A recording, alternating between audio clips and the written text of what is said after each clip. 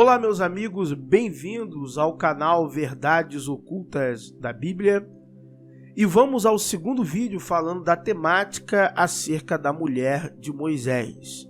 Se você não assistiu o primeiro vídeo, ele vai estar aqui no card, assista logo depois disso, falando sobre o paradoxo de Zípora. Ela estava ou não com Moisés no Êxodo. Esse tema é extremamente importante para nós conhecermos melhor as construções simbólicas do Antigo Testamento. O Antigo Testamento não é um documento de redação única ou de um único redator. É um documento que foi juntado, editado, reescrito, reeditado diversas vezes. Isso é um fato, ok? Nós vamos a Números capítulo 12, porque nós estudaremos hoje, veremos hoje, a questão da mulher de Moisés. Ela era midianita ou cuxita? Moisés tomou uma segunda esposa? Moisés tomou uma outra mulher? Então nós vamos ao cerne dessa questão, vamos ler os textos que falam acerca disso, para que nós possamos ter certeza da construção textual, o que realmente ela quer passar. Então, vamos à leitura de Números 12, mas antes lembrando, lá em Êxodo capítulo 4 e Êxodo capítulo 18, é dito claramente que Moisés tem uma esposa, por nome Zípora, ok? Filha de Jetro, sacerdote da terra de Midian. Então, a princípio, a Zípora seria uma midianita, filha de Jetro, sacerdote na terra de Midian. Isso está em Êxodo 4 e em Êxodo 18. Já aqui em Números, capítulo 12, o que acontece é que é dito que a esposa de Moisés é uma cuxita. A esposa de Moisés é uma cuxita ou é uma midianita? Alguns vêm falar que há uma segunda esposa de Moisés, mas o texto não menciona que ele tinha duas esposas. Entenderam a questão? O texto não menciona que Moisés tinha duas esposas. Não é dito em lugar nenhum que Moisés tinha duas esposas. Você apenas tem um relato em Êxodo falando de uma esposa, e aí você tem um relato em Números que vai falar de outra esposa, de outra mulher. E aí as pessoas querem dizer, tomar uma conclusão, que os textos não dizem, porque são textos independentes. Inclusive, há muitas contradições entre Números e Êxodo. Em alguns relatos que deveriam falar de mesmos personagens ou mesmas coisas, aparecem contradições. Mas o tema do vídeo aqui, vamos nos ater à mulher de Moisés. Não fala em nenhum momento que ele tinha duas esposas, ok? O relato do Êxodo é independente do relato de Números. Apesar de parecer uma continuação, a verdade é que não é. São livros distintos, falando de períodos distintos da peregrinação de Israel e não uma continuidade. Moisés está continuando. Não foi nem Moisés que escreveu, ok? A tradição atribui a Moisés. Jesus chamou de Pentateuco de Moisés porque esse era o nome do documento. O nome do documento era esse. E não querer dar uma redação total a Moisés, ok? Então, vamos ao texto, vamos ler aqui, vamos acompanhar. Números capítulo 12, versículo 1 vai dizer: E falaram Miriam e Arão contra Moisés por causa da mulher cuxita, com quem casara, porquanto tinha casado com uma mulher cuxita. Em alguns textos estará a palavra tomou, com quem tomou, a mulher que tomou, porquanto tinha tomado uma mulher cuxita. Veremos isto em alguns textos. Versículo 2, há uma continuidade do diálogo entre eles. Então, Deus vem, intervém na situação, o Senhor fala com Moisés, Arão e Miriam, está no versículo 4. Então, Deus irá falar abertamente que Moisés é o profeta dele. Versículo 8, boca a boca fala com ele que é Moisés. Claramente, não por enigmas, pois ele vê a semelhança do Senhor, porque, pois, não tivesse temor de falar contra meu servo Moisés. Moisés pode pegar a mulher que ele quiser. Ele pode ter o tipo de esposa que ele quiser. Mas ele não responde. Uma esposa, isso é contra Zípora ou contra uma outra mulher que Moisés está tomando? Por isso, Arão disse a Moisés, versículo 10, quando o Senhor se retira, Miriam fica leprosa. E Arão pede desculpas a Moisés. Ele fala, pois agimos loucamente e temos pecado. Esse texto aqui do capítulo 12, ele não faz sentido na narrativa bíblica. Não faz sentido. Essa narrativa aqui, ela é desconexa dos fatos, dos acontecimentos. Mas não é bem assim se você tiver um olhar atento ao que acontece no capítulo anterior, no capítulo 11. Se você prestar atenção no que aconteceu no capítulo 11, você entende em parte do porquê dessa inserção nesta narrativa textual. Porquê da construção de uma personagem simbólica a qual Moisés irá pegar, tomar posse. Sim, por que eu estou dizendo tomar e pegar e tomar posse? Porque essa é a ideia do verbo que está empregado, do termo que está empregado no texto no hebraico, lakar. Essa é a ideia de pegar, tomar, buscar, segurar, apanhar, receber, adquirir, comprar, trazer, casar, tomar esposa, arrebatar. O que é arrebatar? Arrancar com força, tirar. Entenderam? Porque essa minha tradução aqui, ela colocou, que eu peguei aqui, ela colocou como que casou, mas diversas outras traduções, inclusive você está vendo aqui o interlinear em hebraico aí na sua tela, tomou mesmo, tomar, do cara que pegou mesmo, foi lá e pegou, ele estava afim, que era mulher cuxita. E por que não poderia dizer que esta mulher é a Zípora? Por causa disso aqui, cuxita. Cuxita. Está claramente dizendo que era uma mulher cuxita. Então o texto de Números 12 dá a entender que Moisés tomou uma mulher e em nenhum momento a Zípora está sendo citada. Ok? Esse texto eu vou mostrar por que ele tem a ver com o capítulo anterior. Mas antes de eu ir lá no capítulo 11 para mostrar para vocês do porquê da inserção dessa personagem simbólica, eu vou mostrar para vocês por que especificamente o que quer dizer uma mulher cuxita. Bom, Cuxi, nos textos da Bíblia hebraica, são os de descendência ou ascendência, africana, especificamente o povo ali do Nordeste africano, e aí eles vão especificar mais um pouquinho ainda o pessoal etíope. Então, vamos aqui no dicionário, cuxita. Relativo aos cuxitas, povo negroide do Nordeste africano. Ok? Indivíduo dos cuxitas. Também pode ser um grupo de línguas camíticas faladas no sudeste do Baixo Nilo. Exemplo, Somália.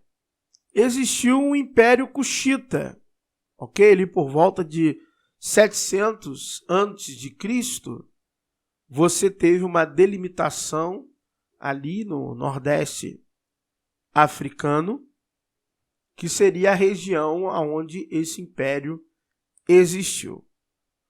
Toda essa região agora que você está observando em verde escuro no mapa, seria a região onde você teria o grupo de línguas referente aos cuxitas sendo faladas, Toda essa região verde escura e a região verde um pouco mais clara das línguas camita-semíticas ou camito-semíticos, os idiomas camito-semíticos. Olhando o mapa mundi atual, então compreenderia todo esse grupo aqui de regiões geográficas. Somália, Etiópia, Djibouti, Eritreia, Sudão do Sul, parte do Sudão até aqui o Egito. Ou seja, era uma mulher negra. Isso é um fato. Esta mulher, cuxita, era uma mulher negra. E é aí que você só vai entender a construção simbólica desse texto se você tiver atenção no capítulo anterior, no capítulo 11, que diz assim, 11:1. E aconteceu que queixou-se o povo, falando o que era mal aos ouvidos do Senhor. E ouvindo o Senhor, a sua ira se acendeu. E o fogo do Senhor ardeu entre eles e consumiu os que estavam na última parte do arraial. Então o povo chamou a Moisés, e Moisés orou ao Senhor, e o fogo se apagou. Pelo que chamou aquele lugar Terebá, porquanto o fogo do Senhor se acendera entre eles. E o vulgo, em outras traduções, populacho, vai estar essa palavra ali, que estava no meio deles, veio a ter grande desejo, pelo que os filhos de Israel tornaram a chorar e disseram: quem nos dará carne a comer? Então, esse que está aqui como vulgo e outras traduções irão colocar como populacho, é o termo nesse texto para designar os mestiços e também, pode-se assim dizer, os que estavam misturados aos israelitas.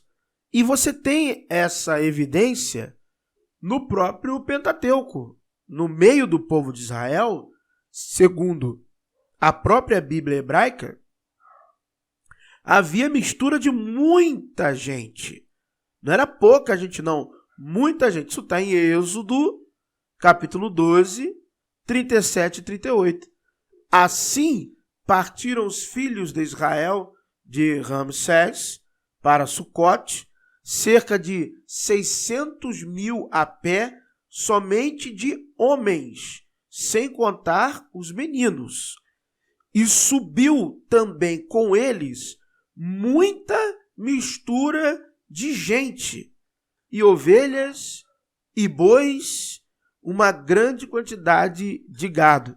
Então, segundo a própria narrativa textual do Êxodo, do Pentateuco, haviam muitas outras pessoas e nacionalidades, e egípcios e tantos outros, no meio do povo de Israel. Muita mistura de gente. E aí é óbvio que você tem no capítulo 11 todo esse relato de queimada, de punição, a murmuração. No capítulo 11, que fica claro que vem desse meio desse povo misto, desse povo misturado, desse povo de outras nacionalidades que poderiam estar no meio do povo de Deus, porque a ideia, até quando você ler melhor no hebraico, é que esse povo influenciou o povo de Israel a murmurar. Quando você lê o texto no hebraico, traz essa ideia, que eles incitaram a murmuração, que eles contagiaram a Israel, e aí também Israel passa a murmurar, passa então a reclamar. E aí Deus vem e responde, Deus fala através de Moisés, e aí no capítulo 12 surge essa visão, né, vamos dizer assim, contra a mulher de Moisés, que também era entre aspas, de algum povo que estava misturado ao povo de Israel. Uma cuxita, uma negra, provavelmente uma etíope. E aí você tem, não pode, olha, não fale contra a mulher do meu servo. Não fale contra ela, não fale contra o povo dela. Nós sabemos que há uma relação milenar, né, entre cananeus, ditos israelitas, né, e a questão da Etiópia. É falado, né, disso mais de uma vez na Bíblia. Ok, meus amigos? Então, é essa questão. Agora, Moisés teve 2 esposas ou uma só? Bom, o que nos parece, claramente, é que nós temos uma inserção textual, volto a dizer, para justificar um ato de não hostilidade a um povo específico. E esse povo é colocado na representação simbólica da mulher de Moisés. E o texto diz ainda, para trazer uma visão de posse por parte de Moisés, que ele tomou, porque tem a palavra em hebraico específica para falar de um casamento, casar. Mas o termo que é usado aqui no hebraico, e vocês viram comigo, ele traz muito a ideia de posse, como se Moisés tivesse tomado posse dela, como se fosse uma propriedade de Moisés. Moisés a tomou, a arrebatou, a adquiriu, a levou consigo, ok? Então é propriedade dele. Não fale contra as atitudes do meu servo. A gente tem, claro, no Antigo Testamento a questão de não tomar filhos de outros povos, mas aí é Moisés, né? Moisés pode tudo. O texto era de caráter simbólico, tá? Então nós tocamos um pouco só na simbologia desse texto, não necessariamente nos aprofundamos nas questões que podem trazer mais implicações exegéticas, ok? Do análise dos termos ali em hebraico, mas o alvo do texto é essa questão simbólica, como todo o Antigo Testamento, né? A construção simbólica, e isso não é nem passível de discussão. Não é por questão política, não é por questão de nada disso. O Antigo Testamento são diversas histórias que foram reunidas no período da monarquia para criar uma identidade nacional de um povo, para criar mitos, lendas e símbolos, para reforçar o imaginário, construir a espiritualidade, que na época da monarquia era muito alta, o exercício da espiritualidade. Construção social tinha tudo a ver com a construção espiritual identitária de um povo, por isso que os textos do Antigo Testamento, majoritariamente, posso dizer, mais de 90%, são de caráter simbólico. São símbolos poderosos e valiosos, com alto valor de agregação de conhecimento para a espiritualidade humana, com cunho de arcano sacerdotal. Valeu, galera. Aqui foi seu amigo, o pastor Carlos Alexandre Costa. Muito obrigado. Se inscreva no canal Verdades Ocultas da Bíblia.